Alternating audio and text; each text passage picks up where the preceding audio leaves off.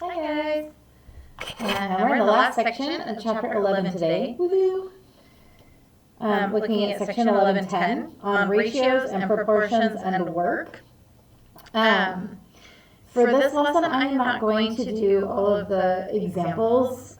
There are several examples, and in my opinion, they do a pretty good job of explaining things, different types of problems, and you'll have to apply some of the things that we've learned in the past when working with word problems. And again, I'm happy to help you. So if you need help with anything, please let me know. Make sure I know what problem it is. And then give me a little bit of time. It helps me to take a minute and like work the problem, and then I can talk to you about it. So please don't be afraid to do that, because it will help you a lot. So looking here at this first problem, A, it says that the sum of a fraction and its reciprocal is 26/5. So what is the fraction? So I'm going to call my fraction, let's set variables. I'm going to call x my fraction. Okay? And we talked about in the last lesson that when you, the reciprocal of a number is just 1 over that number. So this is the reciprocal of that. And think about it, the reciprocal is where you flip it. If I flipped x over 1, that would be 1 over x. So don't get hung up right now on the fact that x itself is a fraction. It doesn't matter, because a fraction is just a number. So I have a number, I don't know what it is. If I flip it, this is what it would look like. Okay? So this tells me that the sum of them, so when I add them, I get 26/5. So x plus 1 over x equals 26/5. So notice now I have a problem like we had before, where I need to multiply by the least common denominator. So look at all your denominators and pick out what you have. I have a 5, that's the most 5s. And I have an x, that's the most x's. Okay, don't be tempted to turn this into a decimal problem. Sometimes that happens, and then you got to fight with turning it back into a fraction and remembering to do that and all of those things. Leave it like this, don't worry about it yet. Okay, so if my least common denominator is 5x, now I'm going to use that and multiply every term by that. So look at the lovely thing that happens here. I have some canceling. So I have 5x squared here, but then here my x's cancel, so I have 5. And then here my 5's cancel, so I don't have a fraction anymore. That's why we don't want to change 26/5 into a decimal. Okay, if you do that with your fractions, you're going to miss out on chances to simplify and get rid of all of those things. So now I have 26x. So look, I have an x squared term, and I have an x term, and I have a whole number here. So I'm going to subtract from both sides so that I have 5x squared minus 26x plus 5 equals 0.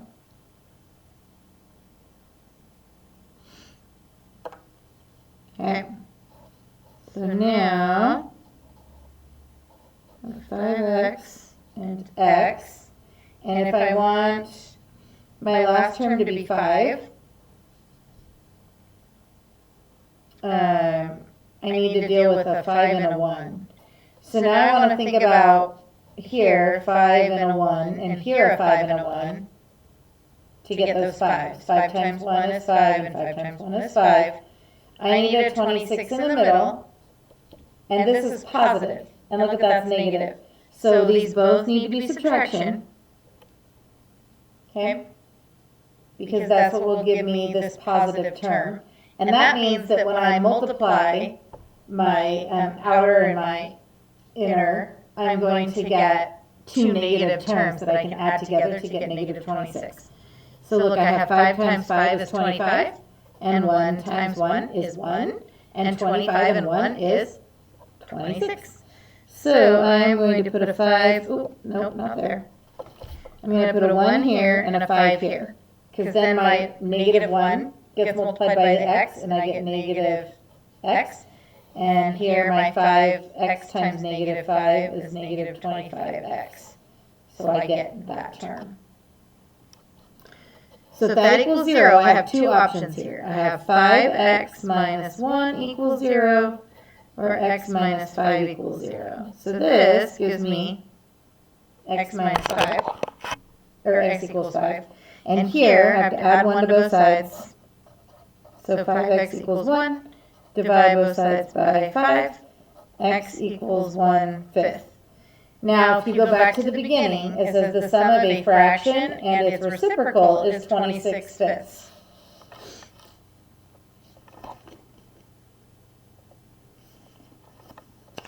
Right? The sum of a fraction and its reciprocal is 26/5. And I have these two options here. I have, sorry, it's kind of crowded down there. I have x equals 1/5, and then I have x equals 5. I don't need to do anything to decide what my answer is here, because my whole problem is figuring out what fraction it is that I add to its reciprocal to get 26/5. So this has to be my answer. So I'm going to check it. So when I add 1/5 plus its reciprocal, the reciprocal of 1/5 is 5. And I'm going to write that as 25/5 because that's the same as 5, right? 25/5 is 5. I get 26/5. So this is my answer. Okay.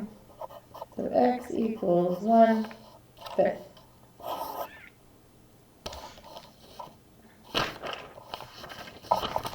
Okay. You have some problems that use this pattern with rates. We can't even have those, have problems that talk about like two people working together to do something, and you know how long it takes one person to do it alone and how long it takes the other person to do it alone. You can combine those using this pattern, and so it works really slick. All you have to do is plug in the right information. So you take your person A and how much time they work times the rate that they work. So how fast do they do a particular job? And then person B, how much time do they work and how fast do they do a particular job? And when you add those two things together, you have the number of jobs they're completing. And so typically we're looking at them completing one job, doing one job together. Okay?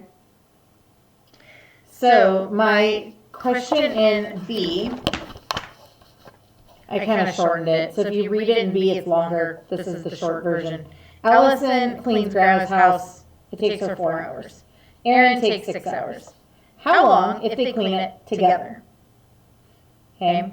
So they're going to take Allison's cleaning power and Aaron's cleaning power and put it together, and it should take them less time to get it completed. And their time is going to be the exact same. Okay? So when I look at my variables, we're looking at them doing it for the exact same amount of time, whatever that time is. Okay? But they're working the exact same amount of time. That's important that you recognize that. Okay, so I have rate of person A is 4 hours, and the rate of person B is 4 hours.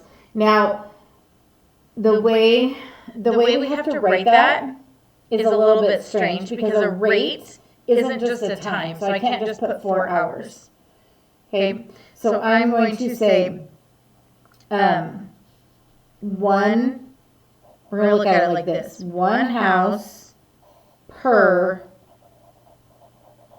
4 hours. Not hours per house, house per hours. Because we're looking at our end thing, my last term is going to be how long it takes them to clean one house. So I want my house on top. Okay. And then my rate for person B is 1 house for every 6 hours.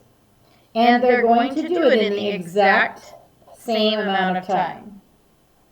Because they're doing it together. So they're going to start the job together and end the job together. And because one of them is slower than the other, okay, this person's slower, that means that they're going to get it done faster than they would alone, okay? It's just that this one's working slower. But they're still going to start at the same time and end at the same time because they're doing the job together to clean one house. I want to emphasize that. Okay? So now if you look here, these means I have a, I'm going to write this out here. 2, that's not, I don't want to write 2, I want to write T, and I wrote a 6. So if I multiply these, I have T over 4 plus T over 6 equals 1. Okay, I can't solve that because I need a common denominator. Okay? But I can combine those because they're like terms. Okay? They're both just a number times T. And instead of getting a common denominator, like I just said we were going to do, we're not going to do that. The easier way to do it is to get rid of our fractions. So in this case, I'm going to get rid of my fractions by multiplying everything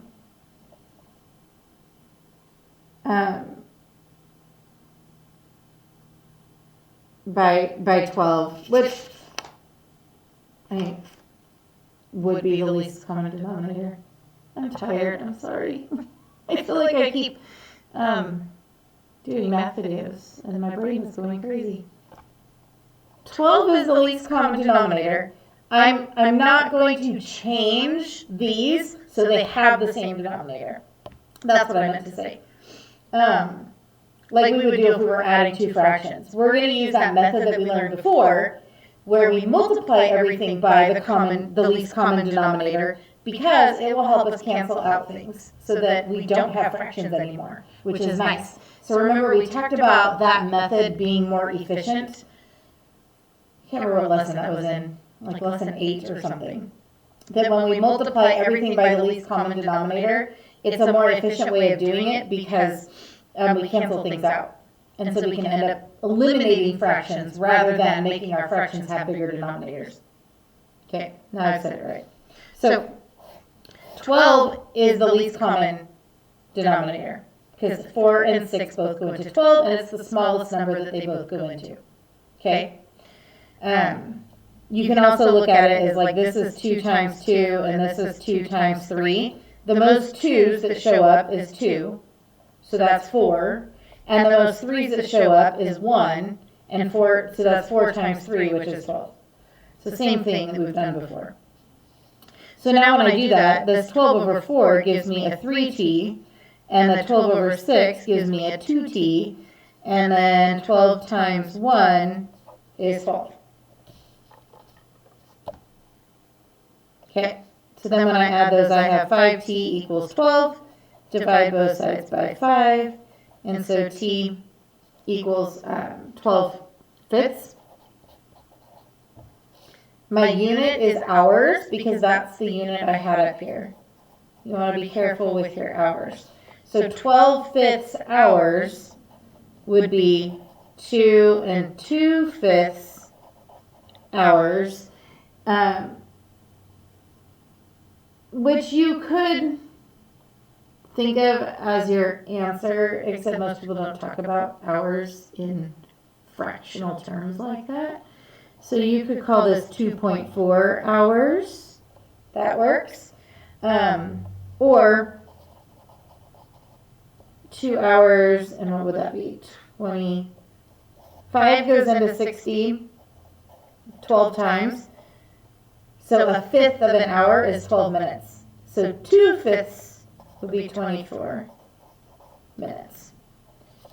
Okay, so it doesn't cut Allison's time in half having a helper. If her helper had the same rate, if they both could clean a house in 4 hours, then together it would only take them 2. Okay? But because Erin's a little bit slower, it's gonna take them more than half the time. It's still faster for Allison to clean the house with Erin, but because Erin's not at the same rate, it's not the same as like doing it in half the time. Sometimes people think that like, oh, if I have 2 people doing something, I can do it in half the time. That only works if the 2 people work at the exact same pace, on average. Okay. The other problem I'm going to talk to you about is this other rate problem. In this rate problem, the thing that we're missing is the time for Emily. And so we're going to call Mitchell person A, and we're going to call Emily person B. So Mitchell washes buses. That's what he does. So one bus takes him 40 minutes. And last week with Emily helping him, he did one bus, so one job. Think of your bus as one job in 24 minutes.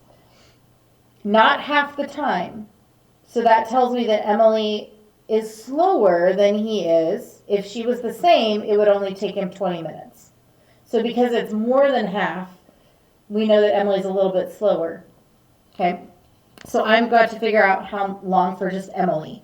So if you look back, this thing is in your book. On page 443, it has that general pattern rate. So that's helpful. Okay, so if I'm looking at one bus, that's what I want my answer to be. That's what I'm looking at. One bus is clean. Okay? And when they're doing it together, they're doing it in the same amount of time. Okay? But I need to find Emily's rate. So I know that Mitchell does one bus per 40 minutes. Okay. Oh, sorry. Oh, I put T there. We know our time. This is our time for both of them together. Because this isn't just Emily. This is both of them together. So my time is 24 minutes. Okay. 24 minutes. 24 minutes. And so Mitchell does one bus per 40 minutes. And Emily does one bus per, we don't know how many minutes. So that's my thing that I don't know in this problem. I don't know how many minutes it takes her to do one bus. So remember, this is one bus to 40 minutes, and this is one bus to we don't know how many minutes. Okay, so I'm going to do some multiplying here. So I have 24 over 40 plus 24 over t equals 1. Okay. I'm going to simplify this one so I don't have humongous numbers. Because I could multiply everything by 40t, but then I'm going to have big numbers. So I'm not going to do that. So we need, what goes into 24 and 40 is 8. Okay. So I have 3/5 plus 24t equals 1. Okay, my least common denominator is going to be 5t, because there's a 5 here and a t here and a 1 there. So 5t times 3/5 plus 5t times 24 over t equals 5t times 1. My 5's cancel, so I have 3t. Plus my t's cancel, so I have 5 times 24. So 5 times 4 is 20, and 5 times 20 is 100, so I have 120. Okay, equals 5t. So if I subtract 3t from both sides, I have 120 equals 2t. So t is 60 minutes if I divide both sides by 2. So that means it takes, if Emily was going to clean a bus by herself, it would take her 60 minutes. Okay, and that makes sense because we decided earlier, or I decided and told you that we decided is more accurate. If we were in class, you'd have been nodding along with me, so hopefully you're doing that right now. Emily takes longer. We know that because if they took the same amount of time when they worked together, it would have only taken them 20 minutes. Okay, so because it takes longer than half the time than Mitchell doing it alone, we know that she takes longer. Just like in our last problem, how Aaron took longer.